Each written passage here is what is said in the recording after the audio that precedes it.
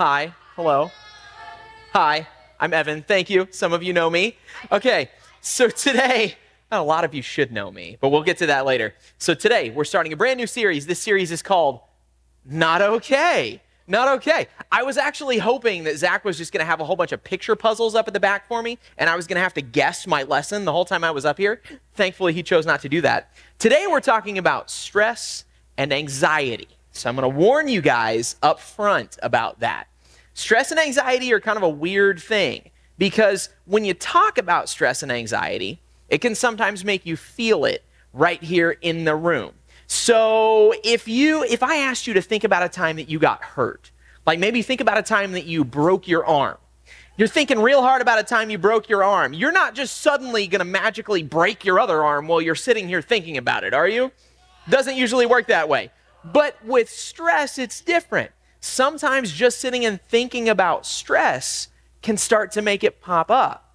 So as we go through this lesson, as we're talking about things that stress you out or make you nervous or make you anxious, we want you to know it's okay if you feel those things. If we're having small groups and you start talking about being afraid or anxious or something and you need to take a break for a minute, that's okay. Zach has given me permission to give you permission to take a break. Or if you have something you need to talk about with a leader, that's also okay. Dudes, I'm not easily distracted, but also I'm very easily distracted. So if you could like pick a seat and stay there, that would help me a lot. So today we're talking about stress, anxiety. If you need to talk to somebody about that kind of stuff, it's cool. We're going to lay the groundwork because we're going to be talking about this for a few weeks. Not with me, thank goodness, because then I would be very overwhelmed. But today, I'm going to open the discussion. Today, we're going to talk about somebody in the scripture who felt a lot of stress and anxiety. We're going to talk about stress that I have felt. We're going to talk about what the Bible tells us to do when we're stressed. But before we do anything like that, I want to make sure we're all on the same page about what stress is. Okay? So we're going to play a game called Corners. I don't know if you call it Corners, but really it doesn't matter because I'm the one leading it and I call it Corners. So get over yourself. Here's what's going to happen. I'm going to mention some things that might stress you out. And then I'm going to say the choices and tell you a corner to run to. And you pick which thing stresses you the most and you go to that corner. Capiche? Fantastic. Fantastic. Okay, here are a few stressful things. Get ready for it. I'm ready to blow your mind with some stress. Which is scariest? Which is scariest? Here are your four options. A spider. A snake. A clown, or standing on something really high and looking down. Heights, wait, don't go yet. I have to tell you to go because that increases my sense of power. Okay, spider, snake, clown, down, go. A big spider. Big spider, huge spider. It's probably the hugest spider you've ever seen in your entire life. People tell me it's gigantic. It's a very large spider. Spider, snake, clown, down. Go, go, go. Whichever one's the freakiest to you. Spider, snake, clown, down. Whichever one's the most freaky. Okay, cool. All right, give me your attention, small people. Sweet. All right, hey guys. Woo, I'm still over here. Okay, so you got it? Spiders, snakes, clowns, looking down. All right. Everywhere, there's multiple people there. So we have similar fears and similar stressors. Here's the next one. Tell me which thing would be the nastiest to touch. Here are your four options. Uncooked raw chicken. Old Jell-O. Chewed gum. Or warm yogurt. Ready? Go. Uncooked chicken. Old Jell-O. Chewed gum, not chewed by you. Or, what was the last one? I forgot it. Warm yogurt. No, it's not dry. It is wet. Wet. Recently chewed by someone else gum. Hey, we got a big crowd over here. Okay, next option. Next thing. Here we go. What is least okay? What is least okay? Ready for the options? Okay. Touching wet food in the sink, like nasty old, garbage disposal food. Touching wet food in the sink. Peeling an orange and not being able to wash your hands. So like sticky, nasty orange fingers. Cleaning the seeds out of a pumpkin. Or drinking orange juice after you brush your teeth?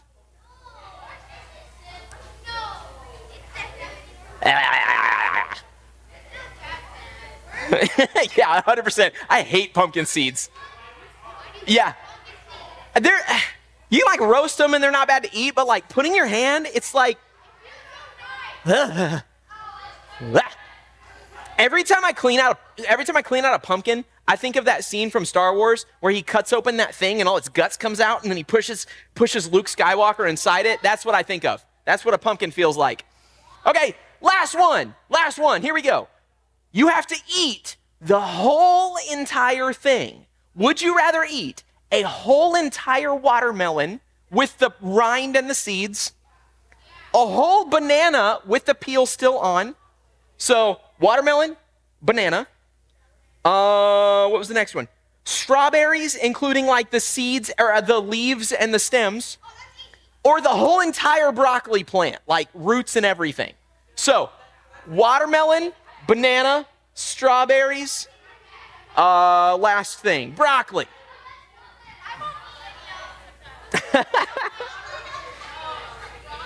I feel like I'm squarely in the watermelon camp here because I hate watermelon, and also there's a whole lot of rind on a watermelon. It would take far longer to eat a whole watermelon than to eat a whole banana. That's all I'm saying. Okay, last one. This time there are no corners to the corner game. This time there's one option, two option, three options. Here they are. One option over here. Would you rather eat week-old pizza, week-old mac and cheese, or a week-old cheeseburger? Week-old pizza, week-old mac and cheese, week-old cheeseburger. Now, we're not talking like from the freezer either. We're talking like you got it and then left it in your driveway. You should seek medical help. Okay, find your spot. Fantastic. Excellent job, you guys. Yes. Okay, back to your seats. Okay, so there's a purpose to this game. Here's the purpose. I wanted all of you guys to see there are different things that bother each of us in different ways. There are some things that may bother you that don't bother me, and vice versa. Some of you said you're not scared of spiders. I hate spiders. Some of you guys seemed like you were kind of scared of the broccoli thing. Broccoli doesn't scare me. I'm just brave that way. So some things may stress you out, but they don't stress me out, and the other way around. But the purpose of this game was to show you that all of us do have different things that stress us or that give us anxiety. And all those things give us these weird feelings. Sometimes when we're stressed or anxious, we'll laugh about it. I do that a lot. If something makes me stressed, I just kind of laugh and pretend that I'm not stressed and hope that I feel better later. Sometimes if you get stressed, you'll get like, your stomach feels kind of sick. You feel like you really need to poop, or like you just feel nauseous. You know what I'm saying? So stress affects all of us in weird and different ways, but it does affect all of us. The reason we played corners is that I want you guys to see that there are people in your corner. There are people that are stressed by the same things that stress you out. So today we're going to talk about a person from the Bible who had some pretty serious stress and anxiety. But before we get there, I want to tell you about my stress and anxiety. Something that happened to me really recently that had me pretty freaked out and feeling kind of out of control. Sometimes when we feel stressed, it's stuff we can't control. Sometimes it's like, the person next to you is just being super obnoxious. They're like picking on you. They're just unkind. Sometimes it's something you can control. Like maybe you knew you had a test coming up and you just chose not to study for it. And now you're panicking because the test is tomorrow. And you haven't learned a thing. Yeah. So all kinds of different stuff. Dudes, whoa, man, I'm like super, super distracted by you guys right now. If you could chill, I would greatly appreciate it. Part of that is looking in my direction, not glaring at each other, because look how deliciously handsome I am. You know how long I worked on this beard today? All right, enjoy it, soak it up. Okay, so my stress. You guys probably know, probably a lot of you guys, I was the kids minister here for a long time because you were in the kids ministry when I was there. You saw me do this. My beard was less luscious, but it was still me under there, I promise. So I did that for a long time. I left this job to do art and design. So I'm a graphic designer. I illustrate stuff, I make animations, I do all kinds of things like that. I worked for a small company up in Indianapolis. There was only one other employee. It was my boss and me and one other person. So it was a tiny little thing. And we grew and stuff was going great, but then something happened. The economy happened. Inflation happened. Now, I know you guys are middle schoolers. I know some of you have a strong grasp on what that means, but if you don't, I brought an object lesson. Ready for this? This is a dollar. Have you guys seen these before? Very rare, very expensive. Nice dollar. Okay. This is what dollars have looked like since I was a kid. This has always been a dollar for as long as I've been alive. And I think for as long as I am alive, this will continue to be a dollar. But the difference is today, this dollar can't buy you as much as what it could buy you just a couple years ago. So like McDonald's. McDonald's people? Any McDonald's people? Okay, cool. I'm a McDonald's person. I like McDonald's. Like a couple years ago, you go to McDonald's, you could buy a hamburger for 89 cents. Just a couple years ago, 89 cents. When you add in the tax, that means for $1, you can buy a hamburger. Now, that same hamburger is like $1.50. A Big Mac is like $7. It's insane. So even though it's still a dollar, it's just not worth as much as it was before. And that hit our company super hard. We had a bunch of companies that came to us that hired us to do art. And then when their budgets started getting tight, they said, we got to save a little money. And they started hiring us for less and less stuff. And we had less and less money until one day my boss came in and said, I don't want to do this, but I can't keep paying you. I'm going to have to let you go. That means I lost my job. And when you don't have a job, you suddenly have all these extra adult stresses that start piling on top of you, right? Like serious adult stressed out things that adults deal with. Like if nobody pays the cable bill, I don't get to watch Bluey. Like serious adult things like that, you know? Or like my kids, right? I got laid off in October. And October's close to the end of the year. What holiday happens at the end of the year? Christmas, exactly. I have 3 children. 3 children who like getting gifts at Christmas. And I began to stress about those things. And I felt super overwhelmed because that was something that wasn't a thing I could control. I didn't have any choice there. But here I am. I don't have a job, and I have to figure it out. So that was a huge stressor, and I'm going to talk to you about where that story ends eventually. We'll come back to it, but just know I was in a season of my life where I was really freaked out, super feeling like I had no control over what was going on in my life. Well, today, Bible story, here we go. This is from the book of Mark. I'm going to read you a short thing about a lady who had some stresses in her life and see what happens to her. So this is the book of Mark, chapter 5. It's rotten. I almost found it. Nope. It's right there. Found it. Okay. Jesus is teaching to a big crowd of people. People pressed all around him because they loved to hear him speak. They wanted to be near him. Bunch of people there. A lady comes up in the crowd while he's teaching. And here's what it says. A woman was there who had been subject to bleeding for 12 years. Inside of her body, she had been bleeding for 12 years. It doesn't tell us exactly like what the condition was, like some fancy science name for it. We just know she was bleeding on the inside for 12 years. It says she had suffered a great deal and she had been to many doctors and spent all the money she had and nobody had been able to help her. Nobody could fix it.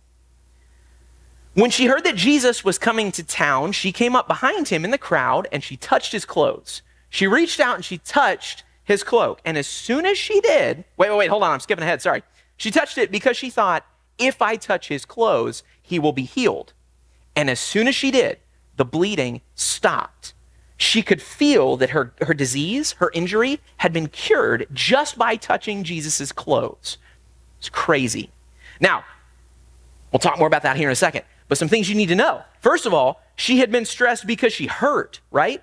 Have you guys ever had not like a cut or scrape, but like real sickness? Like maybe your lungs hurt from coughing so much, or maybe you've like you had a stomach bug that's making you vomit or something. Have you had that? It's horrible, right? And it hurt. You never have? Okay, hope you never do. It's terrible. When you're sick, especially on the inside, it's miserable. You feel awful. So this lady had to deal with that. She had to deal with the pain and with the stress of just not feeling well. Then she had to deal with the stress of going to a bunch of doctors that didn't help. So back then, doctors were They're kind of stupid. Back then, they didn't have the technology, the science, or the knowledge of our bodies that we have now. So back then, doctors were mostly useless. So this lady went to all these doctors who said they could help, and none of them did. That stressed her too. Then, how much money did she spend on these doctors? All of it. Not just a lot of it, all of it. Like I told you, I was stressed about losing my job, but I still had some money. I might not have new money coming in, but it wasn't all my money. She spent all of her money on doctors that did nothing to help her. But there was an even bigger stressor on top of that. I told you, doctors back then, they were not super smart. They tried, but they didn't have the technology that we have today. Doctors couldn't do a ton. Well, God knew that there are certain things that are terrible for us. Like if we touch blood, like other people's blood, it can give us terrible diseases. If we eat certain types of food that are bad, it can make us super sick. The doctors didn't know that, but guess who did know that, even back then? God. God knew that. So God made special rules for his people that helped them to not get sick and not get hurt and not get the stuff, because God knew the doctors wouldn't really be able to help them a ton. One of their rules was that if someone was bleeding, people couldn't really be around them. Now, for you and me, if I cut my arm and I start bleeding, it's not a big deal. It's going to get better in a couple days, right? I'll stop, maybe even like a few hours later, I'll stop bleeding and it'll be fine and it'll be good. But back then with this lady, she'd been bleeding for 12 years. So not only did she have no money, not only did the doctors lie to her, not only could she not get better and have to deal with the pain, but she also couldn't be around any of her friends or any of her family. Could you imagine feeling all that stress and also being so alone and separated from other people? The crazy part was those laws were such a big deal that for this lady to come up and be in the crowd and touch Jesus, she could have actually been killed for doing that. That's how serious these laws were. But this lady took a risk because she thought Jesus could help overcome the stress and anxiety that she was feeling. And here's how Jesus responded. Jesus turned around and pulled out a sword and stabbed her in the face. No. Some of you guys are awake. Okay. No, that's not what Jesus does. When she touches his robe, Jesus feels it. Jesus says, hey, somebody just touched me. Who just touched me? Well, immediately, Jesus' friends are like, dude, for real? There are like 400 people around us. Everybody touched you. What are you talking about? Somebody touched you. And Jesus says, no. I felt the power go out of me. Somebody touched me and someone was healed. Who was it? Jesus kept looking around, and finally the woman, knowing what had happened, she came and she fell at his feet. She was trembling with fear, and she told him the whole truth. She said, Jesus, it was me, bleeding for 12 years. I touched you and now I'm better. I'm so sorry. I know I shouldn't have done it. But Jesus says, daughter, your faith has healed you. Go in peace and be freed from your suffering. That's crazy. Jesus doesn't say, take her out and kill her because she broke the law. Jesus doesn't yell at her or scream at her. He doesn't throw her into prison. No, Jesus says, go be healed. Because Jesus didn't want her to live in suffering. He didn't want her to live in stress. He didn't want her to keep hurting. Jesus wanted her to escape from that stress and that anxiety. So one of the bad things about stress and anxiety, I already told you a little bit. I forgot to check the time. I already told you. Stress and anxiety is a little different from getting injured, because when we're stressed, just thinking about it can bring it back up again. But there's another thing that makes stress and anxiety different. If I came in and I had broken my leg and I had to walk in on a cane, I mean, you guys would understand.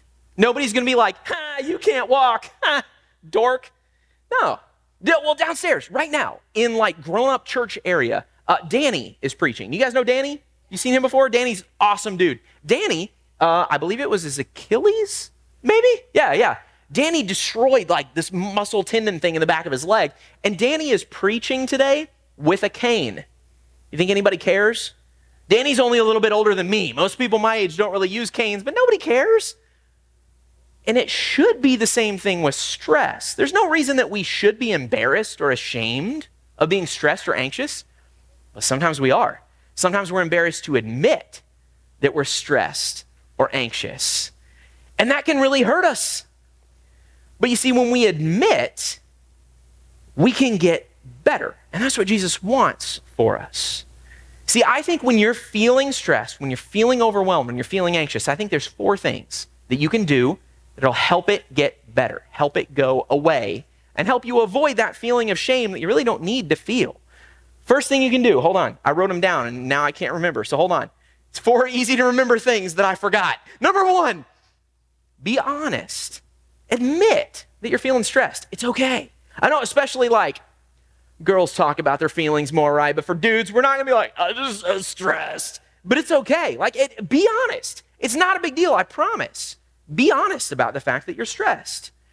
Then, number 2, you need to name your feelings. Here's what that means. Sometimes when you're stressed and overwhelmed, you just think, oh, I'm so stressed. And you sit there thinking about being stressed and it never gets better. But if you can figure out what's actually stressing you out, you can do things to fix it. And do things to make it better. So rather than just saying, oh, I'm so stressed, you can say, I'm stressed because I am angry. So in my situation, I told you, I lost my job. I was angry. And as a Christian, I don't like to be angry. I don't feel like it's good for me to be angry at other people, but I was. And I needed to admit it before I got better. I needed to admit that even though my boss didn't want to let me go, I was angry about it. And I needed to address that. I needed to admit that I was a little bit scared about taking care of my family without having a job. I had to admit it. I had to name that feeling. I had to identify it. So first, be honest. And then second, name it. Figure out what's stressing you. Number 3, bring everything to Jesus. And this one's huge. I had to pray about it. I had to be honest about my stress. I had to figure out what was stressing me, and then I had to actually talk to Jesus about that stress. This was another one that was hard for me, guys, because when I left my job here to do that, I prayed about it a lot. I said, God, I think I want to do something with art for my career. Can you help me? And I felt like God helped me get that job. But then just like a couple years later, I don't have that job anymore. But if God helped me get the job, why do I not have it anymore? So it felt a little weird to come back and pray about it again. But I trusted that God had a plan. I trusted there was a reason God got me that job. I trusted there was a reason I no longer had that job. And I trusted that if I talked to God about it, I might be able to find what his new plan was. Because you see, sometimes God makes a plan for us that leads us to something else. Sometimes God makes a plan for us that's not supposed to last forever.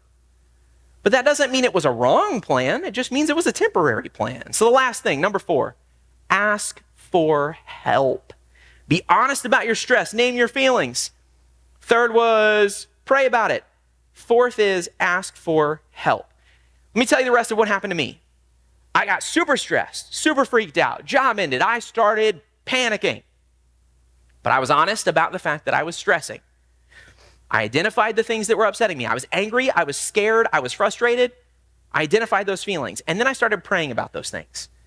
I started saying, God, help me to figure out what you want me to do next. Show me what the plan is here, because I don't want to stay trapped in this stress and anxiety. And then I asked for help. And I discovered something. Actually, a couple things. I discovered God had already had a plan for what was about to happen in my life.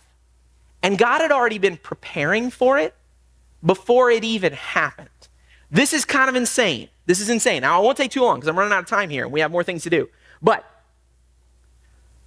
God had prepared for me to lose my job about 7 years ago. About 7 years ago. When I came to work here at Victory, something crazy happened. I got on a staff with a bunch of people who did the same things I do. So, Zach, you guys know, probably, Zach makes a huge amount of the videos that you guys watch in here. You know that, right? Zach does tons of that kind of stuff. Zach does drones, he does cameras, he does all kinds of creative video editing, making posters, doing like all kinds of stuff for the youth. Aaron, our worship minister who was here not very long ago, Aaron does the same thing. He's a creative just like me. Dalton is on staff here at the church. Dalton's a graphic designer just like me. I'd been serving in the production ministry. And like half the people in the production ministry do the same thing I do. And about 7 years ago, God had started putting those people into my life. So when I was honest about my stress and when I asked them for help, do you know what happened? All of those people that God had put in my life started helping me. I started getting messages every single day from people saying, hey, here's a job you can apply for. Or I don't have a full job for you, but I have like some small jobs people would hire you for. And that was great. I said, sure, I'll do those while I keep looking for like a big boy job. So I did the little stuff. And then I started doing more of the little stuff. And then people realized when they hired me for little stuff, I was always honest. And that helped. That kind of grew it a little bit. I turned in my work on time. And that helped grow it a little bit. I was honest when I made mistakes or when something got messed up, and that grew it more. And my job has kept growing and growing until today. I work for myself. God helped me to now not even need to get a normal job. I just do jobs for myself and I get to be my own boss because God had that already planned out. And when I was honest, when I asked for help, when I prayed about it, he helped relieve that stress. But if I hadn't done those things, I wouldn't have any of this. If I hadn't asked for help, Aaron and Zach and Dalton would never have sent me new jobs. If I hadn't been honest about what I was struggling with and going through, I would still be angry today. I'm not angry anymore. I've moved past it, and it's not a big deal. Now, I tell you all of that not to brag on me, and I don't even necessarily tell you that to brag on God, although I do need to brag on God. This was his plan. I tell you that because I want you to know that God doesn't want you to be trapped in that stress and anxiety, and God can make a plan out. Now, one more verse I'm going to read you, and then I'm going to wrap up with my time. One more verse. This is from the book of Romans. This is, hold on, let me find it. Romans 15, verse 13. Here's what it says. Romans 15, 13, I found it. Paul is writing a letter to a church that's feeling super stressed and overwhelmed. And here's the advice he gives them. He says, he's praying that the God of hope will fill them with joy and peace as they trust him, so that they may overflow with hope by the power of the Holy Spirit. Paul says God is going to help fill you with joy and with hope. Now notice what Paul doesn't say. Paul doesn't say that he's going to take away the stuff that's stressing him out. But it does say that God's going to help fill you with hope and peace and help you to tackle those things that are making you stressed and making you anxious. So today, I am going to wrap up my message time with some prayer. We'll have our small group time like we do. But I want to remind you before we go, those 4 things. If you're feeling stressed, if you're feeling anxious, don't feel ashamed. Be honest about it. Name those feelings that you're having. Pray about it. And then ask somebody for help. Talk to other people.